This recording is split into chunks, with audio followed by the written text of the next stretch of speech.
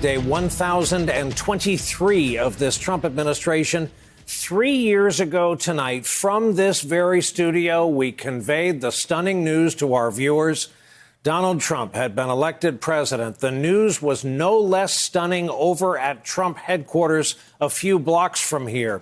They had a concession speech prepared, but no acceptance speech. And the notion of ad-libbing a presidency was born in that moment that night, and it lives on to this day. On this night, reality is closing in on this president and his White House. We are now days away from public televised impeachment hearings after days of hearing from all those witnesses who testified in the basement of the Capitol behind closed doors. In thousands of pages released by House Democrats this week, 8 current and former administration officials have described a kind of ad-libbed freelance foreign policy carried out by Rudy Giuliani and others. And the allegation is Ukraine was, in effect, extorted over military aid, held up until they were willing to go after the Bidens and say so. Today, the president tried again to pass off the whole thing. I'm not concerned about anything. The testimony has all been fine.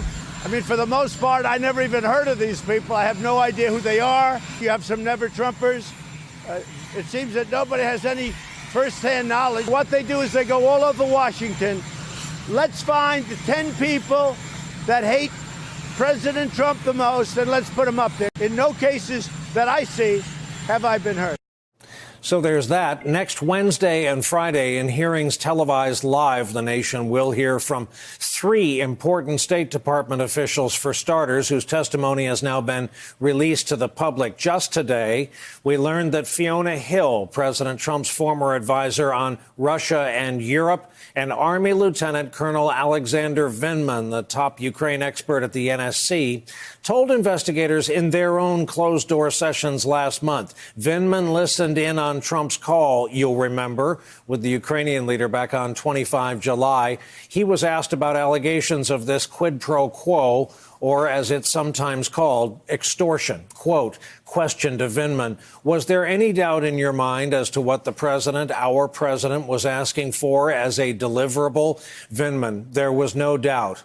He also testified that Gordon Sondland, the man who gave $1 million to the Trump inauguration, the man rewarded richly with the very real job of ambassador to the EU, had told him that the linking of a White House meeting to an investigation involving the Bidens was, quote, coordinated along with White House Chief of Staff Mick Mulvaney. Quote, he just said that he had had a conversation with Mr. Mulvaney. This is what was required in order to get a meeting.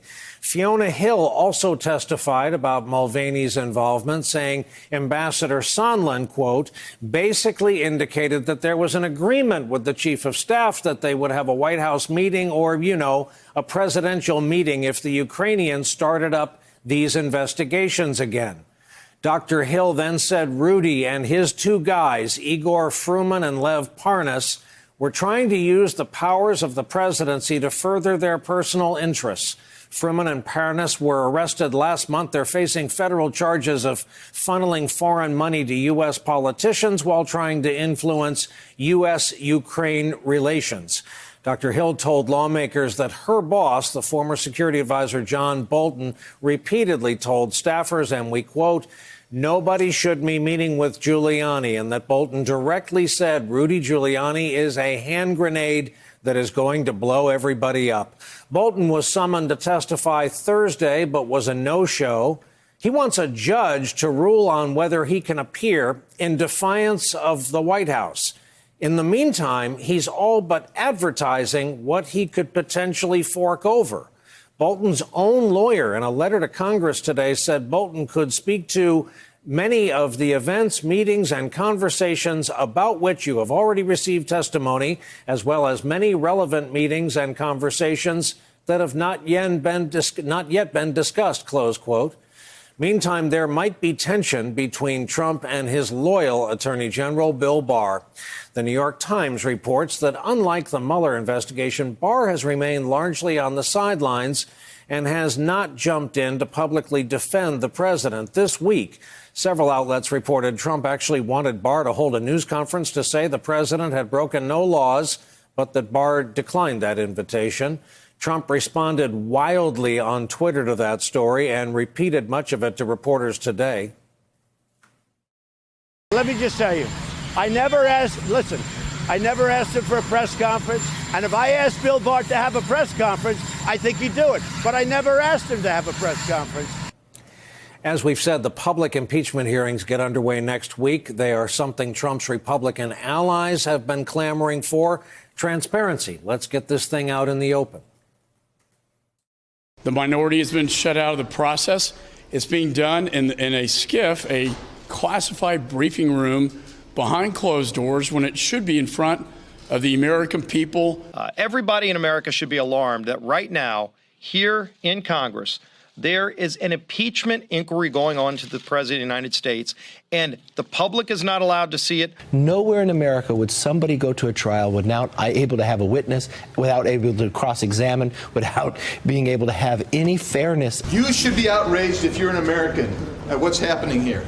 You should be allowed to confront your accusers. When the topic of transparency and public hearings came up to the president today, he wasn't having it. They shouldn't be having public hearings. This is a hoax. This is just like the Russian witch hunt. This is just a continuation. And with all that in mind, 3 returning veterans here to start us off on a Friday night. John Heilman, national affairs analyst, co-author of Game Change and Double Down, and co-host in his spare time of The Circus season finale Sunday night on Showtime. Katie Benner, Justice Department reporter for The New York Times, and Andrew Desiderio, congressional reporter for Politico. Good evening and welcome to you all. Andrew, I want to start with your reporting on how the Democrats are planning to tell this story. I think we can all agree the Mueller report lacked in the telling of the story. That's exactly right. And I think Democrats are looking to next week by drawing from the main takeaways this week. And I think the top line item was consistency, in that there are so many common threads running through the testimonies of the 8 or so witnesses whose transcripts we got this week. And from their testimonies, there are 3 unassailable, unchallenged truths. The first is that Rudy Giuliani was the president's freewheeling emissary, his enforcer with regard to Ukraine policy, in a way that was running counter to what the United States government was trying to promote in the region. The second is that senior American diplomats believed that there was a quid pro quo involving military aid and a White House meeting between President Trump and President Zelensky. And the third unassailable truth is that, of course, American diplomats were caught up in this entire thing as collateral damage, Marie Yovanovitch being top of mind here as the former ambassador to the Ukraine. But Democrats are really less certain about trying to make the case on the military aid, because there really is a glaring blind spot for them when it comes to that, because they have gotten witnesses who have talked about the military aid from the State Department and the Pentagon and the National Security Council level.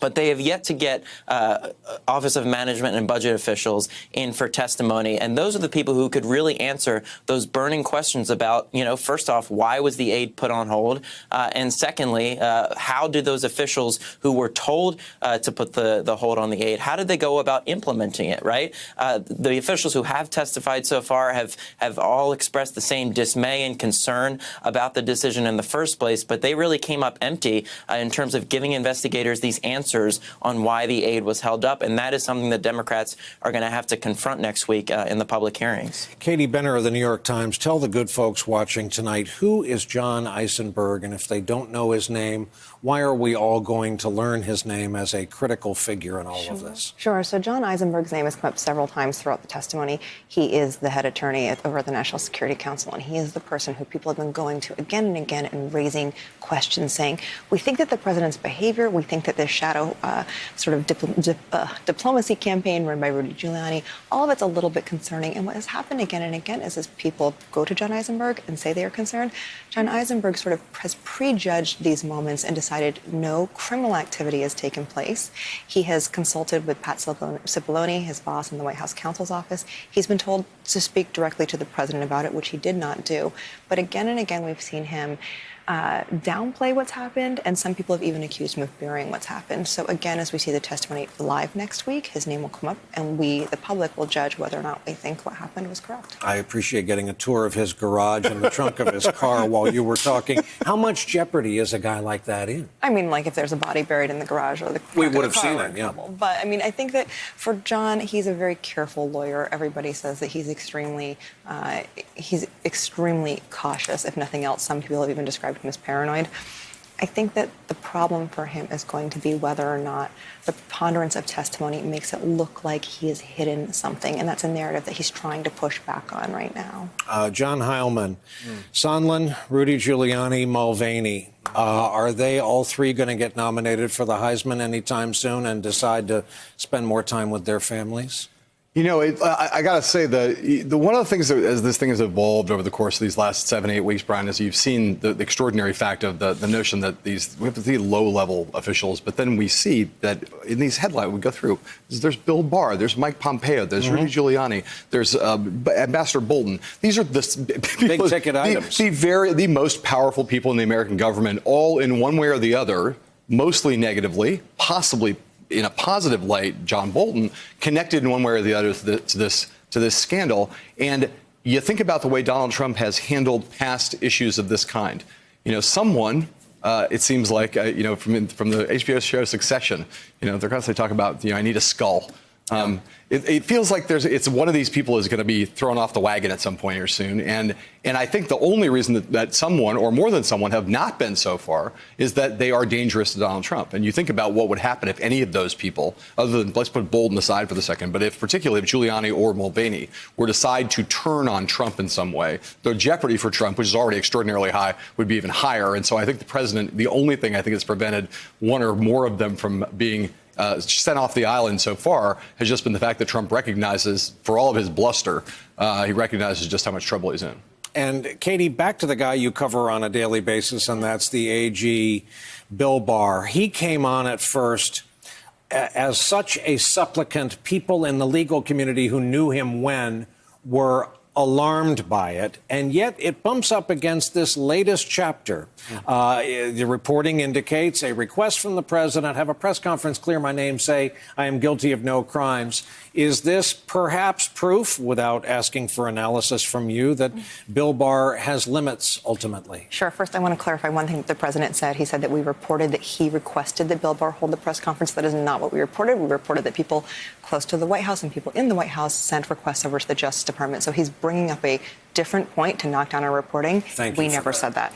So I'll start there. Second, when we look at Bill Barr, I think that some of the reporting we had around the Mueller report was really informative of why the White House might have made this request. So when the Mueller report came out, it was 400 plus pages of extraordinarily damaging information to the president. There was a very intense negotiation between Barr and the White House. Barr wanted it all out. He felt that the Justice Department would lose all credibility if it didn't come out. And so the presser that he gave that was extremely controversial stemmed from those negotiations. So if you're Donald Trump, you think to yourself, I did it once. I got the guy to do it once. Why not do it again? I think that's one way of contextualizing this.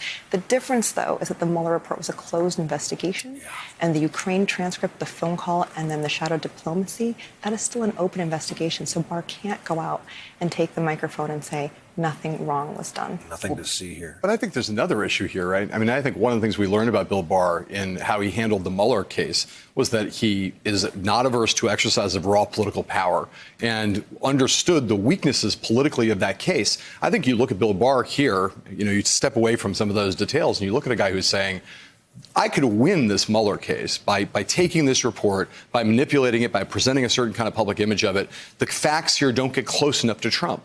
He's looking at this thing, I would imagine, just because he's proven himself to be this savvy, and sees that the facts here are just much worse for Donald Trump and much more directly tying him to behavior that, if not criminal, is certainly might rise to the level of high crimes and misdemeanors. And I think that Bill Barr recognizes that the other one was a fight he could win. And this is a fight that if he got too closely involved in it, he might not be able to win. He's going to keep his distance. And to Katie's point, this is a story we can see and hear. Yes. They're using English we all know from phone calls. We understand the ground rules. Very legible. Andrew, give us a last word. I normally ask you because the Hill is contained in your beat. If you are sensing any Republican erosion, at least the kind that would be admitted to a journalist.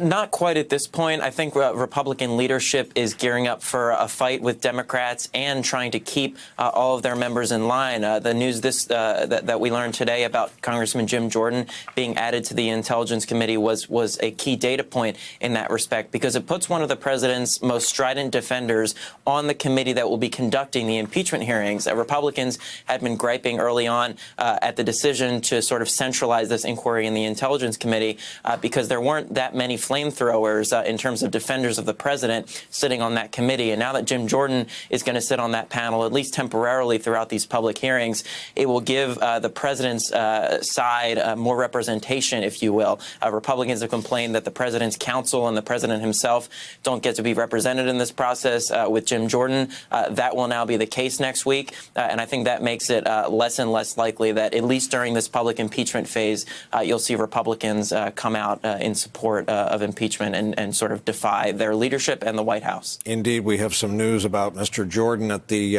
final conclusion of our broadcast tonight. To John Heilman, to Katie Benner, to Andrew Desiderio, our thanks for starting us off at the end of another consequential week. Hey there, I'm Chris Hayes from MSNBC. Thanks for watching MSNBC on YouTube. If you want to keep up to date with the videos we're putting out, you can click subscribe just below me or click over on this list to see lots of other great videos.